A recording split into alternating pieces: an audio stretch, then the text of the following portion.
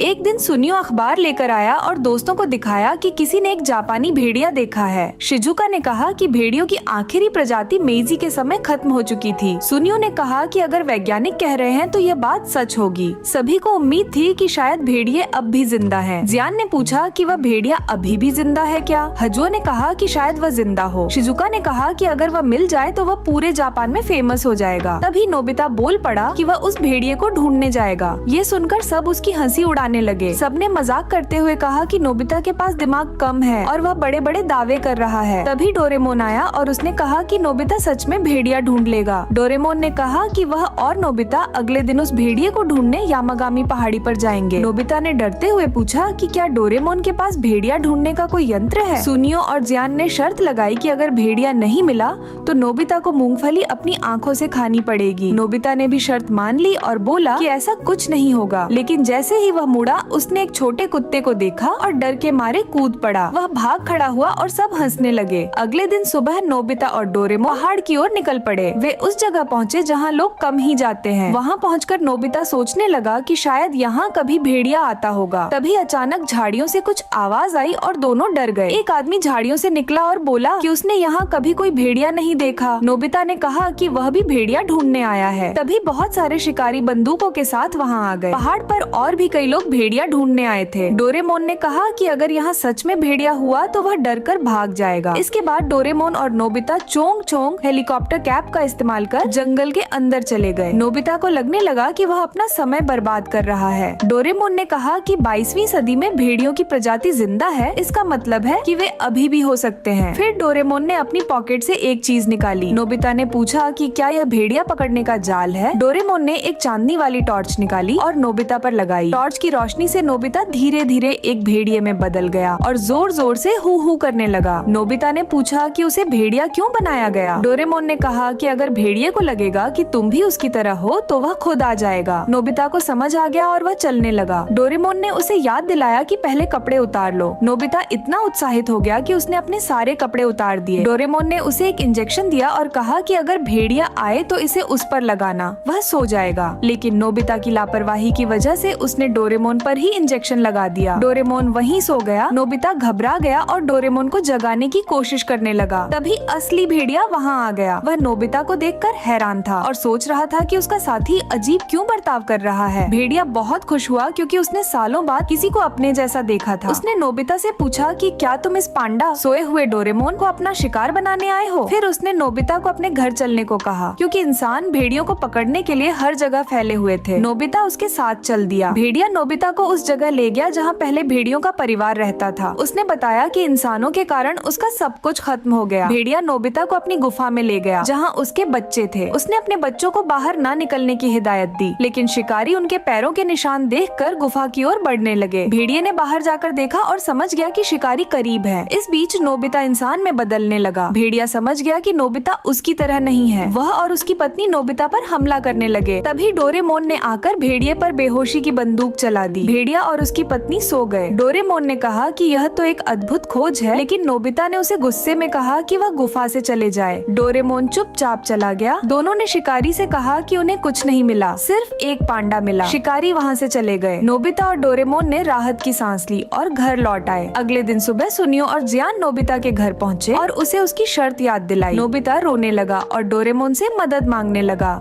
इस एपिसोड में हम सब देखने वाले हैं कि नोबिता और शिजुका डोरेमोन के गैजेट की मदद से एक ऐसे स्पीसीज को जन्म दे देते हैं जो कि डोरेमोन यूनिवर्स को एक सेकंड में ही डिस्ट्रॉय कर सकता है। तो चलिए इस कमाल की स्टोरी को शुरू करते हैं। एपिसोड की शुरुआत में हम नोबिता और शिजुका को देखते हैं, जहाँ नोबिता शिजुका से कहता है कि मैं एक ऐसी चीज बनाऊंगा जिसे देखकर लोग हैरान हो जाएंगे। शिजुका कहती है कि अच्छा, अगर तुम्हें मेरी जरूरत पड़ी तो मुझे बुला लेना। इसके बाद नोबिता डोरेमोन के पास आ जाता है, जहां डोरेमोन नोबिता को देखते ही समझ जाता है कि उसे कोई गैजेट चाहिए। लेकिन डोरेमोन साफ साफ मना कर देता है कि उसे गैजेट नहीं मिलेगी। नोबिता उसे इमोशनल ब्लैकमेल भी करता है, लेकिन डोरेमोन फिर भी नहीं मानता।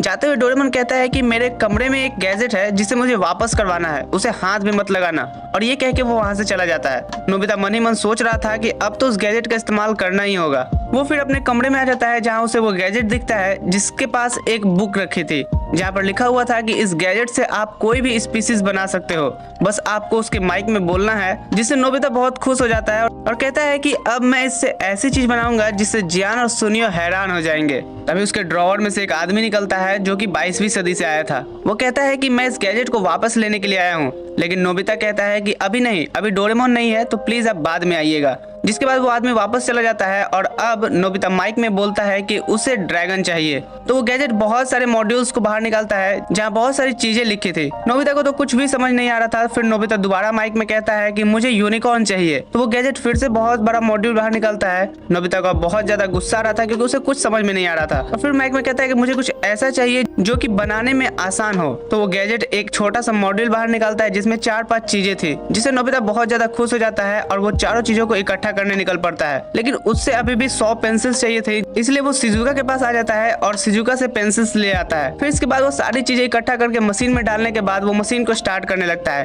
तो मशीन स्टार्ट हो जाती है और एक स्पीसीज को जन्म देती है। नोबिता कहता है कि मुझसे इंतजार नहीं हो रहा है, मैं ये चीज सबको दिखाना चाहता हूँ। और जब वो दरवाजे से बाहर निकलता है तभी वो डोरेमोन से टकरा जाता है, जिसे देख अब नोबिता काफी डर गया था क्योंकि डोरेमोन ने कहा था कि वो काफी देर से आएगा। तो नोबिता उससे पूछता है कि तुम इतना जल्दी कैसे आ गए। डोरेमोन कहता है कि वो छोड़ो, फ्यूचर डिपार्टमेंटल स्टोर से कोई आया था। नोबिता कहता है कि हाँ, पर वो उस गैजेट को ले गए हैं। और फिर ये दोनों नीचे आ जाते हैं जहाँ डोरेमोन कहता है कि वो गैजेट बहुत ही ज्यादा खतरनाक था, जिससे ऐसी स्पीशीज बनाई जा सकती थी जो पूरी दुनिया पे राज कर सकती है। जिससे नोबिता बहुत ज्यादा डर जाता है और उससे पूछता है कि अगर उससे कोई स्पीशीज बना हो तो वो क्या करेगा। तो डोरेमोन कहता है कि वो पूरी दुनिया पे कब्जा कर लेगा। नोबिता कहता है कि क्या दुनिया खतरे में है। डोरेमोन पूछता है कि क्या तुमने उस गैजेट को वापस किया था ना। यहाँ पर नोबिता बताता है कि मैंने उसको रिटर्न नहीं किया था। डोरेमोन बहुत अब ज्यादा डर जाता है और कहता है कि ठीक है, लेकिन तुमने कोई चीज तो नहीं बनाई। नोबिता कहता है कि ऊपर कमरे में कोई चीज बन रही है। जिससे सुनने के बाद वो दौड़ते हुए ऊपर जाते हैं और जब वो उस मशीन को देखते हैं तो वहाँ पर एलियन का बच्चा जन्म लिया था। वो बच्चा आसपास की चीजों को उड़ाने लगता है।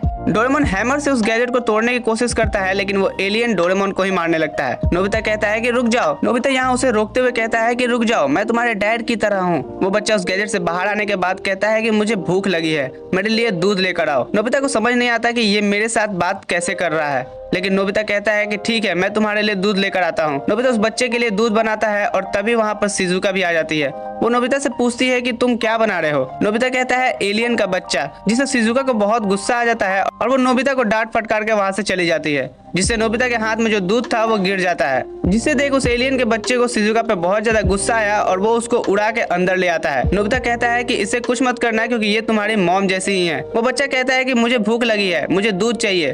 और नोबिता और शिजुका दोबारा से उसे दूध बनाकर देते हैं। दूध पीने के बाद ही उस बच्चे को कुछ होने लगता है। वो बच्चा कहता है कि क्या इसमें जहर था। नोबिता पूछता है कि शिजुका क्या तुमने इसमें जहर मिलाया है। शिजुका गुस्से से कहती है कि बेवकूफ कहीं के, मैं ऐसा क्यों करूंगी। शिजुका उस बच्चे को उठा लेती है और बच्चा फिर ठीक हो जाता है। तभी वहाँ पर जियान और सुनियो भी आ जाते हैं। नोबिता बताता है कि हम मुसीबत में हैं, इस एलियन के पास जादुई ताकतें हैं, जिसे सुनकर जियान और सुनियो हंसना शुरू कर देते हैं। वो बच्चा जियान और सुनियो को भी उड़ा के मारने लगता है। इसके बाद शिजुका उस बच्चे को भी बाहर लेकर आती है, फिर उसको लोरी गाकर सुलाने लगती है। इसी बीच डोरेमोन टाइम रेपर क्लॉथ का इस्तेमाल करने वाला था, लेकिन उस एलियन को पता चल जाता है तो वो डोरेमोन को उसी हैमर से वापस मारने लगता है। नोबिता कहता है कि क्या कोई बुक नहीं है जिससे हम इस बच्चे को खत्म कर सके। तो बच्चा कहता है बुक, वो क्या होती है। शिजुका बताती है कि बुक में ज्ञान होता है, नॉलेज होता है। जिसके बाद वो बच्चा कहता है कि मुझे बुक पढ़नी है। तो जियान सुनियो लाइब्रेरी में आ जाते हैं बुक लाने के लिए। वो उस बच्चे को टेबल पे बिठा देते हैं। तो वो बच्चा बहुत स्पीड से हर बुक को पढ़ रहा था, जिससे वो पूरी लाइब्रेरी की सारी बुक्स को एक साथ खत्म कर देता है। ये सब लोग दूसरी लाइब्रेरी में आ जाते हैं जहाँ डोरेमोन कहता है कि अगर ये इसी तरह से बुक पढ़ता रहा तो इसे पूरी दुनिया पर कब्जा करने का पता चल जाएगा।